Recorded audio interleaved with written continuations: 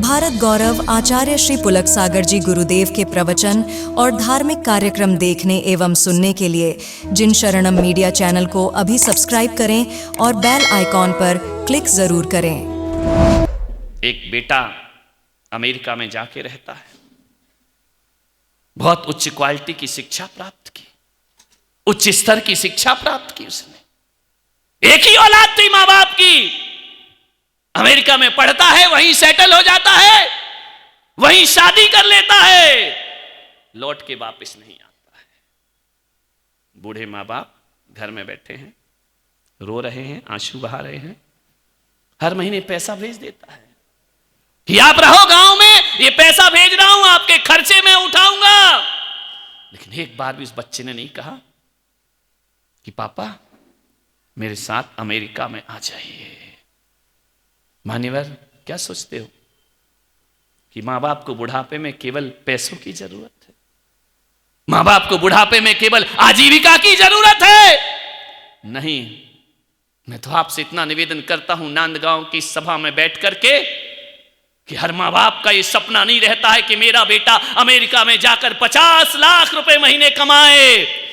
हर मां बाप का यह सपना होता है कि भले मेरा बेटा 50,000 रुपए कमाए, लेकिन शाम का भोजन हमारे साथ बैठ करके खाए। ये माँ बाप का सपना हुआ करता है। ध्यान रखना। पैसों की अंधी दौड़ में इतना भागता है आदमी, इतना भागता है, इतना भागता है, माँ बाप परेशान हो गए। जो भी मिलता माँ बाप को यही कहते हैं हमारा बेटा बहुत बड़ा आदमी है, अमेरिका में रहता है। पूछा तुम्हारे पास कितनी बार आता है साल में? बोले 2 साल से तो कोरोना से आया ही नहीं है, 3 साल हो गए हैं। कभी जब भी बुलाओ, पापा मैं बिजी हूं, मैं नहीं आ सकता हूं। तरस गया हमारा घर बच्चों के लिए, तरस गया मेरा बुढ़ापा अपने पोतों को खिलाने के लिए। बच्चे के पास खबर पहुंची कि मां बाप तुमसे दुखी हैं, परेशान हैं, वो तुम्हें बहुत याद करते हैं। मालूम है, उस बेटे ने अमेरिका से खत लिखा अपने पिता को, पूज्य पिताजी तुम्हारे चरणों में मैं प्रणाम करता हूं। आप कह सकते हैं कि मैं बेईमान लड़का निकला, आप कह सकते हैं कि जब मुझे तुम्हारा साथ देना चाहिए तब मैं अमेरिका में आकर के बैठा हुआ हूं। कह सकते हैं आप, कोई दिक्कत नहीं।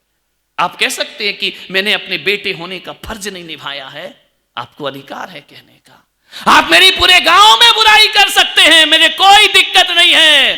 लेकिन आज ये बेटा अपने बाप से प्रश्न करता है कि जब मेरा जन्म हुआ था ना, उस समय मैं मां की गोद में था, धीरे धीरे बड़ा हुआ तो मुझे अमेरिका में भेजने का सपना मैंने नहीं देखा, वो आपने देखा था। मुझे इंजीनियर बनाने का सपना आपने देखा था और आपने कहा था कि मेरा बेटा विदेशों में जाकर पढ़ाई करेगा। और मेरे विदेशों की व्यवस्था तुमने की थी, पैसे की व्यवस्था तुमने की थी। पापा, आज मैं जिस भी स्थिति पर हूं उसका जिम्मेदार मैं नहीं, उसके जिम्मेदार आप हुआ करते हैं। और आपको बुढ़ापा अकेला काटना पड़ रहा है, उसका जिम्मेदार मैं नहीं हो सकता हूं।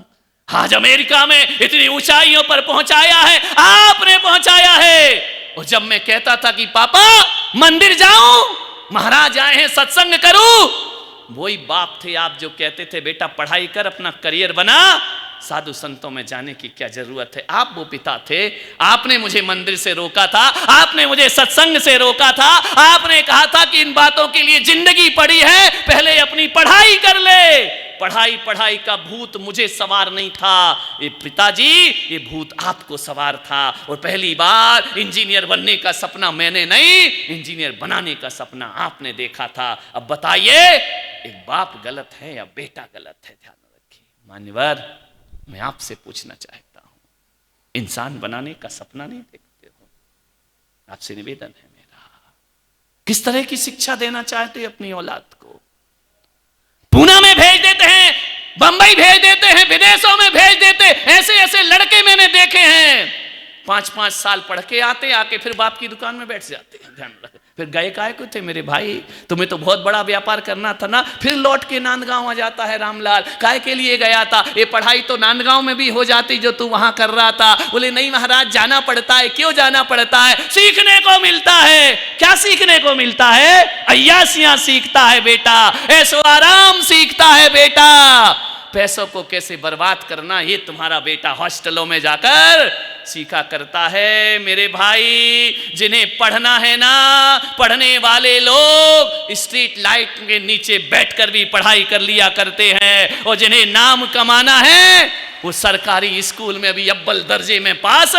हम सरकारी स्कूल में पढ़े हैं, मोदी जी सरकारी स्कूल में पढ़े हैं। ध्यान रखना, ये कोई बहुत बड़े कॉन्वेंट के दड़बे से निकले हुए लोग नहीं हैं। आपसे निवेदन है, एपीजे अब्दुल कलाम इमली के बीज बेच बेच करके अपनी जिंदगी की पढ़ाई किया करते थे। आपका लड़का बेंगलोर में जाकर पढ़ता है, कोटा में जाके पढ़ता है, करता क्या है आगे जाने के बाद? ध्यान रखिए, जिन्हें पढ़ना है ना वो कहीं भी पढ़ाई कर सकते हैं। लोगों ने सोच बना रखी है, अच्छा भवन होना चाहिए, अच्छे फर्नीचर होना चाहिए, अच्छी महंगी से महंगी फीस होना चाहिए, डोनेशन होना चाहिए, तब हमारा बेटा महान बनेगा। रे जिसके पास पढ़ने के लिए 2 रुपए नहीं होते हैं, वो द्रौपदी मुर्मू देश की राष्ट्रपति बनकर के खड़ी हो जाया करती है। ध्यान रखना, महान बनने के लिए अच्छे स्कूलों की जरूरत नहीं होती है, महान बनने के लिए अच्छे संस्कारों की जरूरत